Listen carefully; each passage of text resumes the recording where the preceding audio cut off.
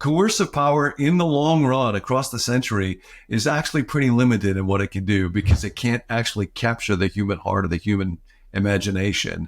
So how do you think about what can politics do and what can politics not do? When coupled with power, and the United States of America has a lot of power, it can make a difference to the shape of the international system. But big power can't do is it can't person by person deliver that compassion, deliver those values. I think one of my favorite stories, you mentioned I'm director of the Hoover Institution. So after World War II,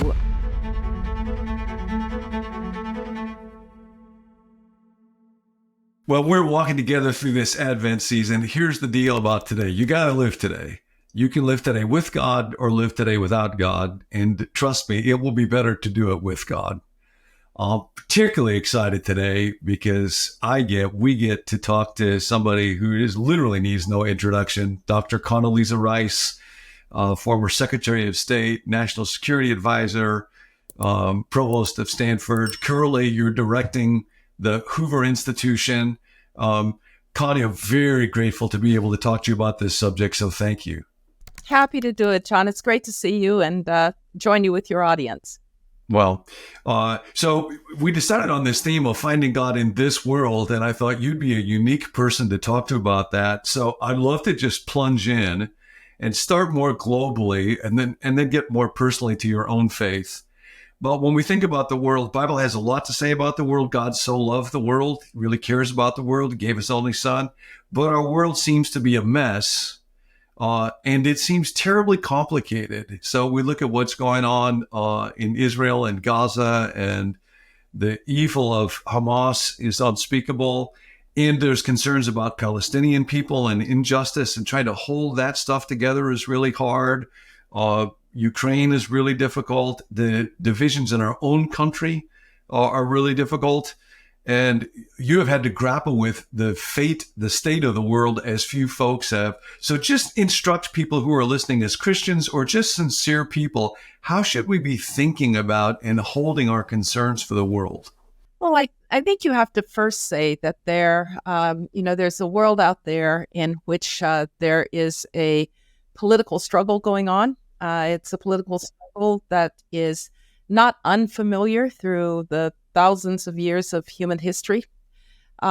People fight. They fight over territory. They fight over ideas. They fight over resources. And none of that has changed despite the entry of the Lord Jesus into the world. And so understanding that, unfortunately, it's been a part of human history and a part of human nature. Although I would argue that we've gotten better over time. We don't hold slaves anymore, for instance. We still do have these conflicts. And we're seeing that in Ukraine, where a large country, Russia, decided to try to extinguish its smaller neighbor. We're seeing it where Hamas attacked peaceful Israeli citizens and raped women and destroyed homes and took hostages. And we see it in places that we don't always see on the front pages, places like Darfur in Sudan, or the Democratic Republic of the Congo, where there's unspeakable terror going on and human suffering. And so recognizing that it's a part of human history, those of us who were once responsible for trying to do something, if you will, for the big picture, trying to help resolve the political side of it, you did your best. Some of them we did well, some of them not so well, but we did our best. But I think for each and every one of us as Christians, we should ask, what can we do in the sense of trying to alleviate the human suffering, wherever it comes from? I was going to ask that. Most of us have lots of opinions about things and what we think should be done. You're in kind of a unique position when you would look at the country in a role where you carry a lot of responsibility for governance. What do you hope for from citizens? And in particular, what do you hope for from Christian citizens? What are the things that we can do that will actually be helpful to folks who sit in chairs like the chairs that you have sat in? So much of what we can do to try to deal with horrible situations like we're dealing with now really depends on citizens, depends on faith-based institutions. It depends on nonprofit organizations. I'll just give you one example, John. When we were facing the scourge of AIDS, which was really destroying an entire continent in Africa, and President Bush decided to do the President's Emergency Plan for AIDS Relief.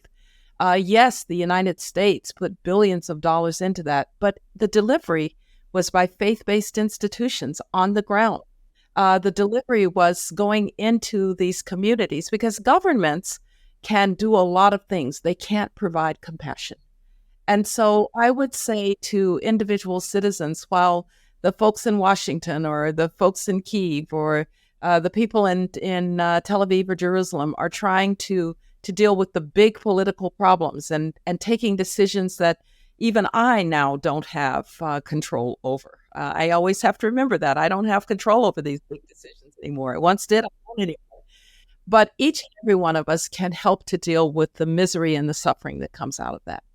And that, I think, is what we're really called to do as Christians. I don't think our Lord would expect us to have a solution for the two-state solution in the Middle East. That was once my world. It's not my world anymore. But is there anything that I can do to help alleviate the suffering through helping through aid or helping through resources? I look at some of the places in Africa where there are still children who can't get a decent meal. You can do something about that, even if you can't do something about the lousy government that has put them in that position. And so I always say, try to act locally. Now, by locally, I don't mean in your town. I mean, try to help on the ground with the human suffering in whatever way that you can. And I think that then we're fulfilling our Christian mission.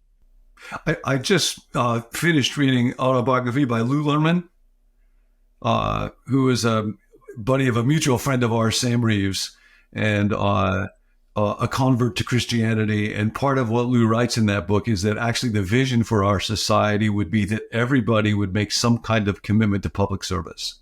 And I thought that was striking. And you don't hear a lot about that these days. And you don't hear people say, here's what I'm going to do. We all have our opinions. We all love to debate these issues, and I think this and you think that. But I often say, my great friend George Schultz used to wear a tie that said, democracy is not a spectator sport. And that says to me, find the thing that you can do. And it may not seem to add up to dealing, for instance, with the divisions in our own country. But, if you're working to help tutor some kids who otherwise might not learn to read, you really are helping to build an opportunity for them to be able to participate in our democracy when they're older. And we often think too big, John. I think we don't think. Oh, it's so interesting. Say more about that. Well, even Christ, of course, thought big, but he also worked small. Maybe we could follow that. Maybe we could feed the hungry. Maybe we could help the person who is a leper because they have a particular disease. Maybe we can put our arm around someone whose life has been broken by human trafficking, or somebody who's been broken by alcoholism, or somebody who's been broken by abuse. Maybe that's the way to express our Christianity. Yeah, Condi, I was thinking about that idea that Jesus thought big, but he worked small. It is kind of striking that he was born in Bethlehem, which today is a not very safe place in the state of Palestine on the West Bank. And it was not a very safe place in his day. And he actually didn't bring the kind of, big scale political economic solution to it that we think about. But the revolution that he started was much more powerful than what Rome was doing. Much more powerful. And if you think back through the history, John, which I think you taught me as my pastor at one point, of how this little movement of these people called Christians really spread, it was because people were stunned at the things they were doing. They were suddenly having orphanages and hospitals, and they believed that every person was worthy because they were a child of God. And that was a kind of radical idea in Jesus' time and after his resurrection. And maybe we can, in our own way, continue to show that this radical idea that I care about the person next to me, I care about the person who's in need. I want to intervene on behalf of the person that is in need. I want to use my resources and my time to do that. There are lots of people who don't do it from a religious incentive or a religious impulse, but the greatest works really have been done from that religious impulse. And so I often say, if every person is a child of God and made in the image of the Creator, then the least we can do is try to make sure that every person has a chance. Yeah, there's a sociologist in Virginia, James Davidson Hunter, who writes about when society gets real fractious, everybody gravitates towards political power because that's the only arena that has access to coercive power where you can force people to do what you want. And so folks will think, well, that's the only way to be really relevant is through politics. But his point actually is coercive power in the long run across the century is actually pretty limited in what it can do because it can't actually capture the human heart or the human imagination. So how do you think about what can politics do and what can politics not do? Well, politics can certainly, when coupled with power, and the United States of America has a lot of power, it can make a difference to the shape of the international system. We made a big difference after World War II, defeating Germany and Imperial Japan, and then helping shepherd them to become democracies, so that now these are countries that we would never imagine doing the things that Imperial Japan did or Nazi Germany did. So big power can do a lot. But so can what big power can't do is it can't person by person deliver that compassion, deliver those values. I think one of my favorite stories, you mentioned I'm director of the Hoover Institution. So after World War II, after World War I, and then again after World War II, Herbert Hoover was called into action to run the relief effort for starving Germans, starving Europeans. And many, many, many years later, when a man named Gerhard Casper became the president of Stanford University, he had been a child in Hamburg, Germany, after the war. And he said that what he remembered most about that was that American soldiers handed out these little packages of food and supplies, and they were called Hoovers. And that was his association with Hoover. So just think about that chain from American power, which defeats Nazi Germany, to Herbert Hoover, a former president of the United States who organizes the relief efforts, to an American soldier who hands a little package to a little 6-year-old boy who is then given food. That's the chain. And I think we often think just at the top of that chain, what did American power deliver? Well, down the chain, we delivered compassion. I love that. Down the chain, think big, but act small. How about personally, Condi, for you? Most of us feel like we experience pressure in our lives. Hardly anybody will ever experience the kind of pressure that you have. And from when you were a young girl having to face sometimes pretty violent situations with a dad who was a pastor, in a time when the civil rights movement was very volatile, to facing the challenges that you did as National Security Advisor and Secretary of State. How do you find God in your world, in the pressures that you face? What do you do? What do you do to be sustained by that faith? I'm fortunate, John. As you know, my father was a Presbyterian minister. My grandfather was a Presbyterian minister, and I always grew up in communities of faith. The church was the center of our lives. And so I felt that I had this very strong foundation. But what I did learn and have learned throughout my life is that if you don't keep working at it, it starts to fade. And so working at faith, and sometimes you get very busy, or I would get very busy. As a child, I just depended on my parents, and they were so faithful that they just sort of communicated that in a way that I didn't even think about it much.